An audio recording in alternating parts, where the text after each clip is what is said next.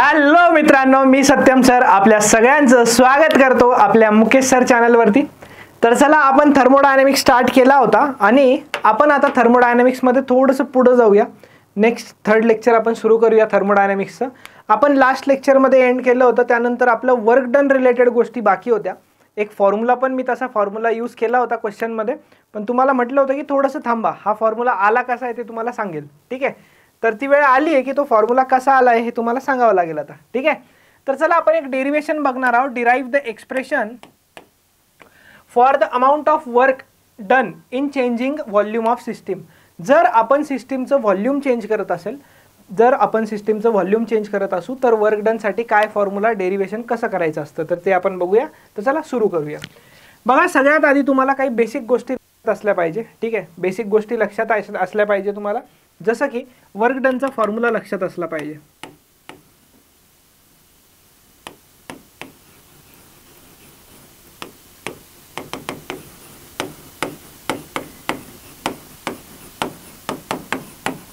Work डनचा formula असतो force into displacement. काय असतो वर्क डनचा फॉर्म्युला बाळा? फोर्स इंटू डिस्प्लेसमेंट, ठीक आहे।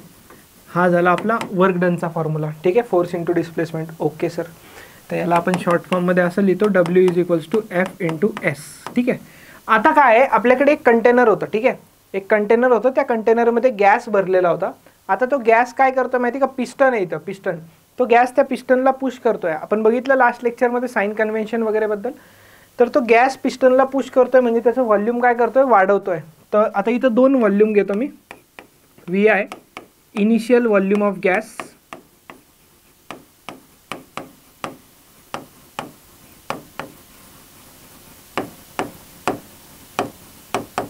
Initial volume of gas sample, आणि VF मी घेतो final volume of gas sample.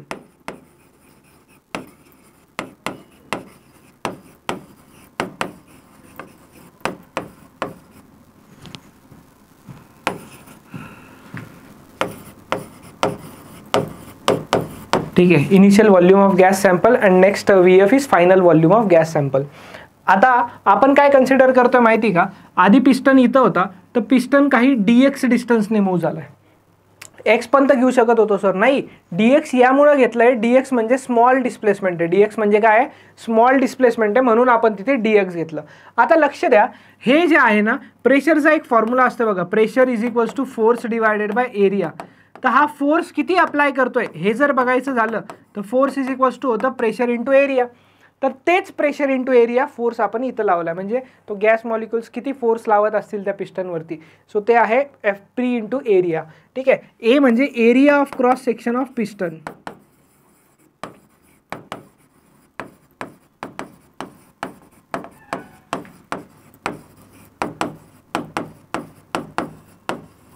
Area of cross section of piston, ठीक आहे। इथपर्यंत तुम्हाला काही डाऊट नसणार, होप्सो, ठीक आहे। आणि एक अजून एक बेसिकचा फॉर्म्युला यूज होईल आपल्याकडे, व्हॉल्यूम। जर एखाद्या सिलेंडरचं व्हॉल्यूम काढायचं असलं तर सिलेंडरच्या व्हॉल्यूमचा फॉर्म्युला असतो आपल्याकडे πr²h। काय असतो? πr²h असतो, तर ते πr² एरिया असतो, आणि h म्हणजे हाईट, तर इथं मी लेंथ घेऊन टाकतो। तर ऑब्व्हियसली व्हॉल्यूमचा फॉर्म्युला एरिया इंटू लेंथ सुद्धा आपण लिहू शकतो। तर चला वर्क डन फाइंड करण्यावरती थोडासा जोर देऊया। Work done is equals to काय असतं? Force into displacement. आता मला सांगा, फोर्स तर F लागतोय, डिस्प्लेसमेंट dx आहे ना, डिस्प्लेसमेंट dx आहे ना, छोटीशी डिस्प्लेसमेंट आहे बघा। आता डिस्प्लेसमेंट छोटी असणार तर वर्क डन पण छोटंसं असणार, 100% ऑब्व्हियसली, नो डाऊट।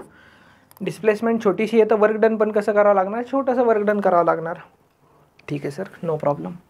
आता छोटंसं वर्क डन आहे तर DW, Fच्या जागेवरती pressure into area into dx, ठीक आहे। Fच्या जागेवरती pressure into area into dx, ठीक आहे। या स्टेपला मी पुढे कंटिन्यू करतो, DW is equals to pressure into area into dx। आता मला सांगा, हे एरिया, आता हा जो एरिया आहे आणि हे dx आहे, dx म्हणजे काय झालं? dx म्हणजे तो पिस्टन किती मूव्ह झाला, ती लेंथ झाली, आणि एरिया म्हणजे काय झाला? हा क्रॉस सेक्शनल एरिया झाला। तर मला सांगा, area multiplied by length volume असतं, आत्ता आपण बघितलंय, पण इथं dx असल्यामुळे हे छोटंसं व्हॉल्यूम असणार, छोटंसं व्हॉल्यूम असणार, म्हणून इथं आपण dv लिहिणार। होप्सो तुम्हाला ही गोष्ट कळाली असणार, DW is equals to P into dv। आता for finding total work done, for finding total work done by increasing volume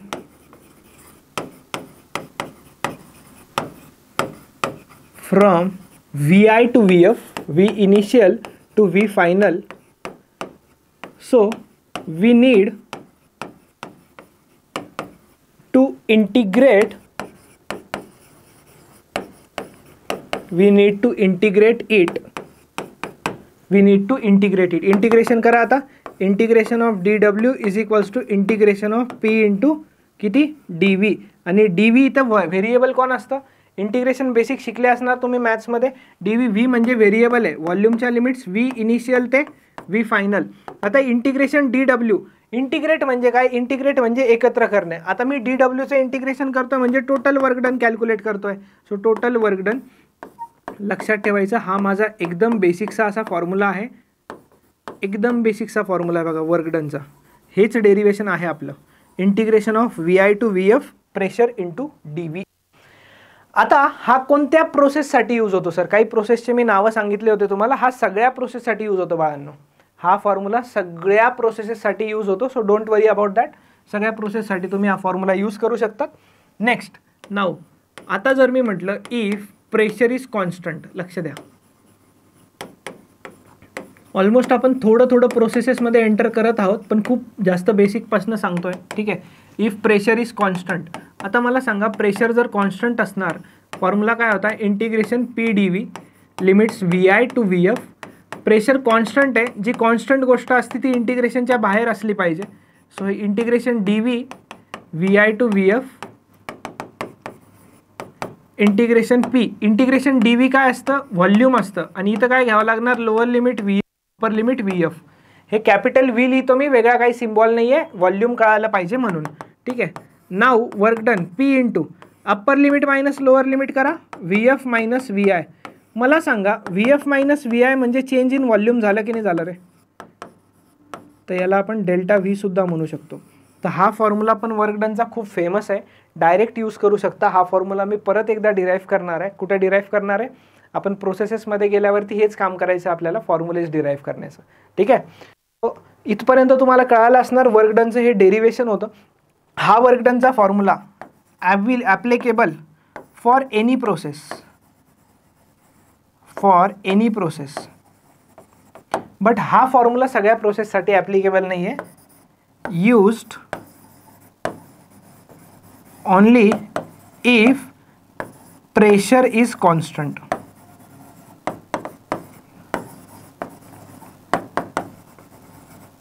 Can be used only if pressure is constant. ठीक आहे. तर पुढे जाऊया आपण आता. नेक्स्ट लगेच टेक्स्टबुकमध्ये एक एक्झाम्पल आहे. ठीक आहे. न्यूमरिकल आहे, सॉल्व न्यूमरिकल, पण तरी आपण बघूया डेप्थमध्ये कसं सॉल्व करायचं. A gas enclosed in a cylinder is expanded to double its initial volume at a constant pressure of 1 atmosphere. How much work is done in this process? How much work is done in this process असं विचारलंय. आता किती volume किती झालंय, volume double झालंय. Volume किती झालंय, volume double झालंय.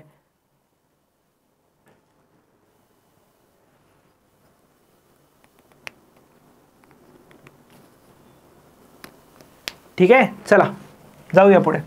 आता कॉन्स्टंट प्रेशर म्हटले ना, तर वर्क डन कॅल्क्युलेट करायचं आहे. तर वर्क डनचा काय फॉर्म्युला असतो, P इंटू डेल्टा V असतो कॉन्स्टंट प्रेशरसाठी. प्रेशरची व्हॅल्यू दिली आहे हो आपल्याला. प्रेशरची व्हॅल्यू दिली आहे 1 ॲटमॉस्फिअर. 1 ॲटमॉस्फिअरला आपण घेतो 1 × 10⁵ पास्कल. 1 × 10⁵ पास्कल घेतो. ठीक आहे. इथपर्यंत काही डाऊट नसणार. आता गोष्ट राहिली व्हॉल्यूमची. आता हा जो क्वेश्चन आहे ना, या क्वेश्चनमध्ये व्हॉल्यूम आपण ॲज्युम करूया. व्हॅल्यूज दिल्या नाहीत म्हणून आपण आपल्या प्रॅक्टिससाठी करतोय. ठीक आहे. ॲज्युम काहीतरी इनिशियल आणि काहीतरी फायनल व्हॉल्यूम ॲज्युम करावा असं मला वाटतं. काहीतरी इनिशियल आणि काहीतरी फायनल व्हॉल्यूम ॲज्युम करावा. ठीक आहे. फायनल व्हॉल्यूम समजा जर मी घेतलं 1 मीटर3, तर डबल झालंय ना. डबल म्हटले. आता फायनल 1च का घेतलं, युनिट व्हॅल्यू ॲज्युम करायची कधी पण. जर काही व्हॅल्यू नाही दिलेली आणि त्या व्हॅल्यू वाचून तुमचा क्वेश्चन सॉल्व्ह होत नसणार तर युनिट व्हॅल्यू ॲज्युम करायची 1. तर फायनल 1 घेतली तर हे 0.5 घ्यावं लागेल. किती घ्यावं लागेल? 0.5. कारण डबल झालं आहे ना, डबल झालं आहे. तर चला फॉर्म्युल्यामध्ये व्हॅल्यूज पुट करूया. W is equals to pressure 1 × 10⁵ into VF minus VI 1 minus 0.5. तर हे तर तुमचं आन्सर आलं 0.5 × 10⁵ आणि वर्क डनचं युनिट असतं joule. Now you can write it as 50 × 10⁵ joule, or else we can write it as 50 kilo joule. काय लिहू शकतो? अदरवाईज आपण याला 50 किलो जूल सुद्धा लिहू शकतो, काहीच प्रॉब्लेम नाही. ठीक आहे.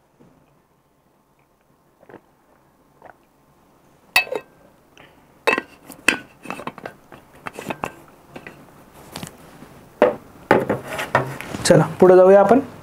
नेक्स्ट क्वेश्चनवरती जाऊया. एक्सरसाइजचा सॉल्व्ह न्यूमरिकल आहे, पण हा क्वेश्चन थोडासा चांगला आहे पहिल्यापेक्षा. सगळ्या व्हॅल्यूज वगैरे दिलेल्या आहेत या क्वेश्चनमध्ये.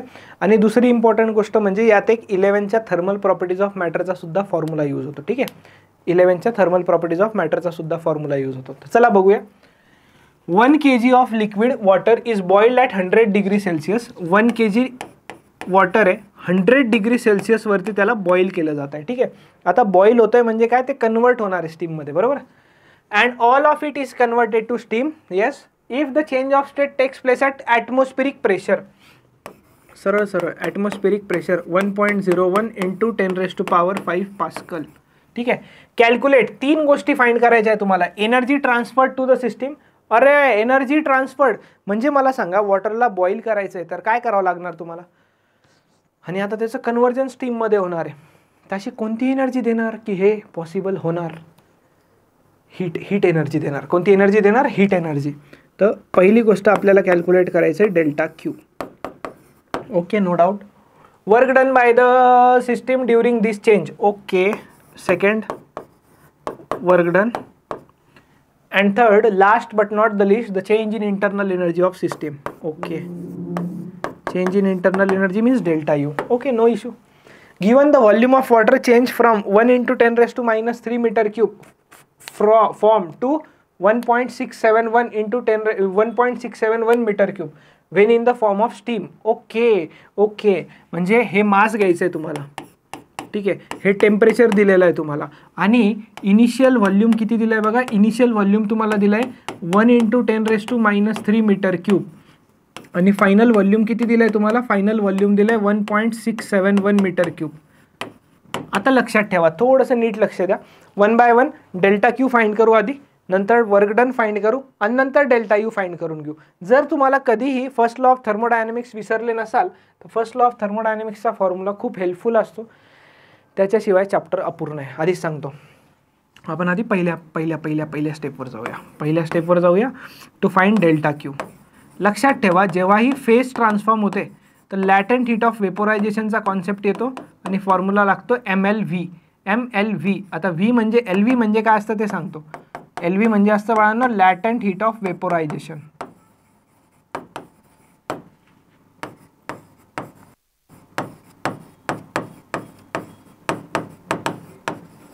LV म्हणजे काय असतं? लॅटेंट हीट ऑफ वेपोरायझेशन. आता हे कसं कॅल्क्युलेट करायचं बाबा? सोपं आहे बघा.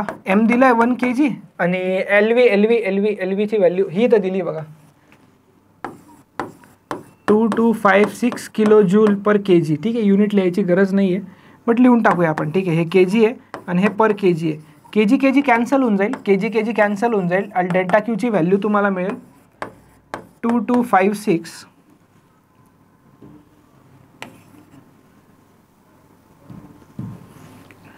× 10⁻³ जूल. ठीक आहे. पहिल्या क्वेश्चनचा आन्सर झाला. आता वर्क डन कॅल्क्युलेट कसं करायचं? बघा बरं. वर्क डन कॅल्क्युलेट करण्यासाठी वर्क डन कॉन्स्टंट प्रेशरवरती होत असतं बघा. फेज चेंज, ठीक आहे, कॉन्स्टंट टेम्परेचर अँड कॉन्स्टंट प्रेशरवरती होत असतं. मी इथं एक पॉईंट लिहून टाकतो, नोट पॉईंट लक्षात राहू द्या. फेज चेंज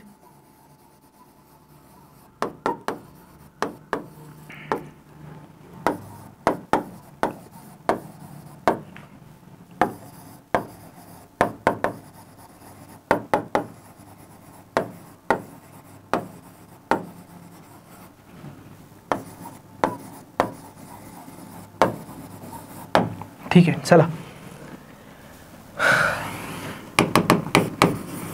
किती प्रेशरवरती व्हायला रे बाबा, बघ बरं किती प्रेशरवरती व्हायला. कलर चेंज झाला पेनचा. हां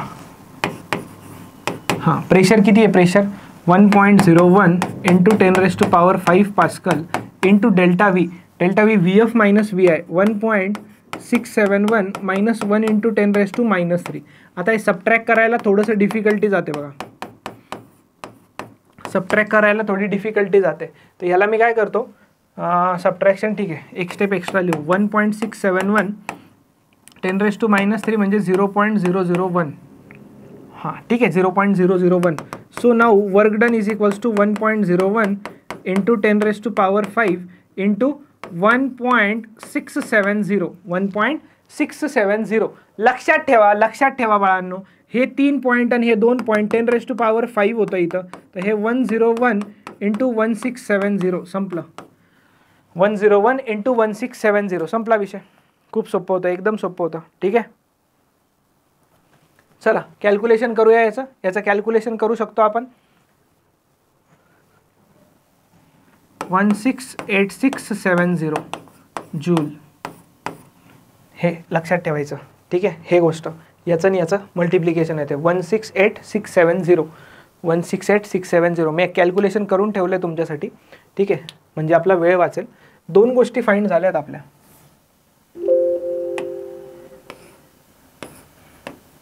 दोन गोष्टी फाइंड झाल्या आहेत, गोष्टी फाइंड झाल्या आहेत.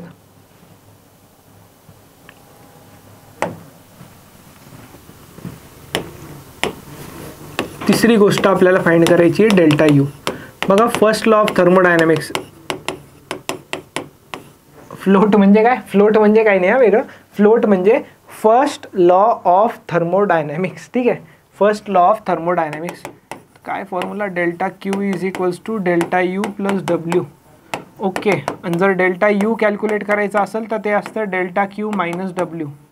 ठीक आहे, डेल्टा क्यू किती आलं तर आपलं, डेल्टा क्यू किती आलं तर 2256 इंटू 10⁻³ आता ह्याला कॅल्क्युलेशनवरतीच थोडंसं लक्ष द्यायचं आहे तुम्हाला. 168,670 168,670 काही नाही हो, सोपं आहे बघा. 2256 into 10⁻³ minus 168.67 into 10⁻³ subtract it. 2256 minus 168.67 subtract करा, त्याला एकमेकांमधनं सबट्रॅक्ट करा. So you will get 2087.34 into 10⁻³ joule. याला तुम्ही किलो जूल सुद्धा लिहू शकता, काहीच हरकत नाही. याला तुम्ही किलो जूल सुद्धा लिहू शकता, काहीच हरकत नाही. सगळ्या व्हॅल्यूज तुम्हाला 10⁻³ मध्ये कन्वर्ट करून दिले, जेणेकरून तुम्ही किलो जूल वगैरेमध्ये या व्हॅल्यूज लिहू शकता. ठीक आहे, चला जाऊया पुढे मग आपण. चला नेक्स्ट टॉपिककडे जाऊ मग. Compare the conditions for positive, negative and zero internal energy. आता मला सांगा, positive, negative and zero internal energy काय असते. पॉझिटिव्ह इंटरनल एनर्जी म्हणजे delta U greater than 0. Negative internal energy म्हणजे डेल्टा यू लेस दॅन 0. आणि 0 म्हणजे 0 रे. 0 म्हणजे काय, 0. ठीक आहे, लास्ट लेक्चरमध्ये साइन कन्व्हेन्शन सांगितले होते. ते साइन कन्व्हेन्शन एकदम आपल्या डोक्यामध्ये ना तुमच्या फिटच असले पाहिजे. ते साइन कन्व्हेन्शन खूप खूप जास्त इम्पॉर्टंट आहे. आता डेल्टा यू कॅल्क्युलेट करायचं तर ते त्यांचं जाऊ द्या वेगळं, आपण आपलं कॅल्क्युलेशन करू, म्हणजे तुम्हाला फील यायला पाहिजे टॉपिकचा. ठीक आहे, 1-2 लेक्चर जास्त लागले तरी चालतात. फ्रीमध्ये असा फील देऊ की पेडमध्ये पण भेटणार नाही. Delta U is equals to delta Q minus W. ठीक आहे, चला केस नंबर 1. मला सांगा, हीटचं काय साइन कन्व्हेन्शन असतं. जर सिस्टीमला हीट दिली तर ती पॉझिटिव्ह घेतली जाते. मला सांगा, हे सिस्टीम आहे, सिस्टीमला हीट देताय तुम्ही, तर ही हीट जी घेसाल ना तुम्ही ती +200 घ्यायची. मायनस फॉर्म्युल्यात तुमचा मायनस आहे. वर्क डन बघा, वर्क डन बाहेर आहे 100, वर्क डन बाहेर 100 आहे. बाहेर 100 म्हणजे सिस्टीममधनं वर्क बाहेर जाते, म्हणजे work done by the system. म्हणजे काय, work done by the system म्हणजेच किती घेणार आपण याला पण 100. तर 200 मायनस 100 तर हे आलं +100 joule, which is greater than 0. Which is greater than 0 आणि it means greater than 0 means लिहिलं होतं आपण मागे लास्ट लेक्चरला. It means increase in internal energy. Okay okay guys, got it. चला पुढे जाऊया. नेक्स्ट सेकंड, त्यातलीच कंडिशन आहे. डेल्टा क्यू मायनस डब्ल्यू असतं. आता बघा सिस्टीममधनं हे मायनस देत आहे बरं का, हे चुकीचं आहे. ॲरोवरनं कळालं पाहिजे मुलांना, ते देऊन टाकताय मायनस. ठीक आहे, आपण बघू. ॲरो बाहेर येतोय ना हिटचा ॲरो बाहेर येतोय. ही गद्दारी आहे, गद्दारी कॉर्बे. हे ॲरो बाहेर येतोय. ठीक आहे, बाहेर येतोय म्हणजे हीट काढली जाते, आणि हीट जेव्हाही काढली जाणार तर मायनस घ्यावं लागणार. Delta Q minus W. आता हे डब्ल्यूचा ॲरो मध्ये आहे सिस्टीममध्ये, म्हणजे work done on the system, work done on the system, आणि work done on the system आपण घेत असतो minus. So minus minus plus, so answer will be 100 joule. Negative means decrease in internal energy.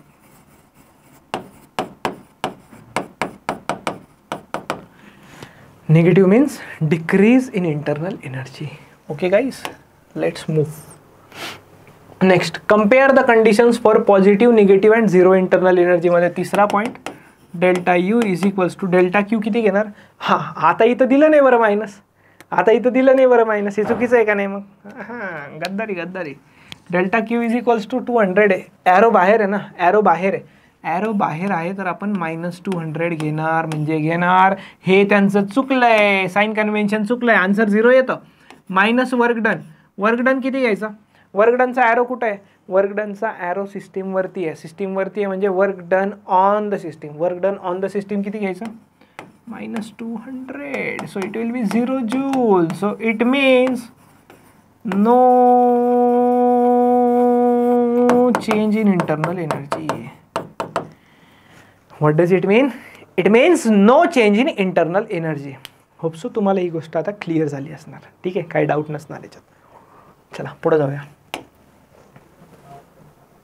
Next question आहे आता. ठीक आहे, हा question टेक्स्टबुकमधलाच आहे. Example number 4.4. सॉल्व एक्झाम्पल आहे, तरी आपण सॉल्व करूया, don't worry. 10 kilojoule of work is done on 104 kilojoule of work is done on a certain volume of gas. ठीक है, work done on the gas है ना.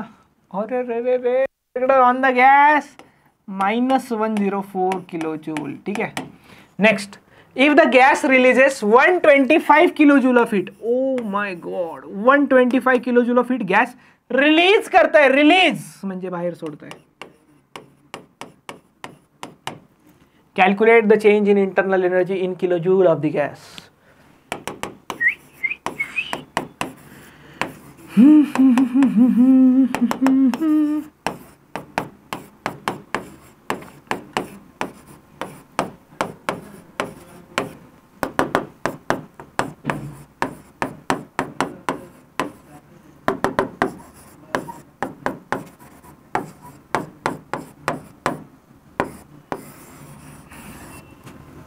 निगेटिव्ह साईन काय दाखवत आहे. निगेटिव्ह साईन दाखवत आहे बाळांनो की इंटरनल एनर्जी डिक्रीज झाली आहे.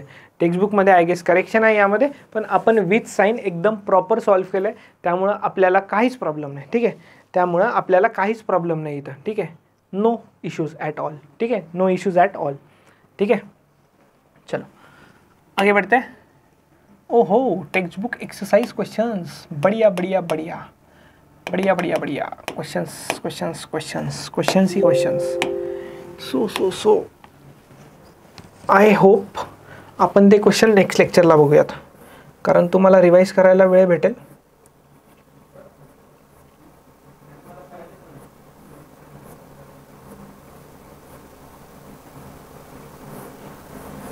चलो ठीक आहे, तर होप सो नेक्स्ट लेक्चरला तुम्ही पूर्ण रिवाइज करून येसाल. त्यामुळे ते क्वेश्चन्स ठेवलेत, त्यात काही CETचा पण PYQs वगैरे आहेत. तर नेक्स्ट लेक्चरला येताना पूर्ण रिवाइज करून या.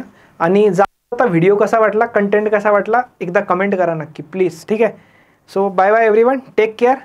मी सत्यम भंडारी इथंच थांबतो. भेटूया आपण पुढच्या लेक्चरमध्ये आणि तुम्ही रिव्हिजन करून येणार. Bye bye.